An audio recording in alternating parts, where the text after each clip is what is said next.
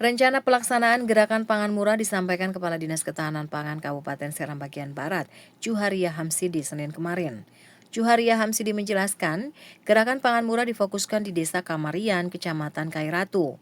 Gerakan Pangan Murah ini sebagai upaya mengendalikan inflasi sekaligus stabilisasi harga bahan pokok menjelang Hari Besar Keagamaan Nasional atau HKBN. Jenis barang yang akan dijual berupa 9 bahan pokok yang dibutuhkan untuk pemenuhan warga nantinya.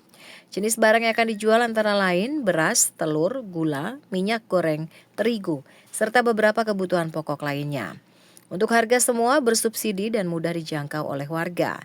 Juharia Hamsidi menyebut, biasanya menyambut Hari Besar Keagamaan Nasional atau HKBN, Dinas Ketahanan Pangan Nasional melaksanakan gerakan pangan murah di beberapa titik lokasi.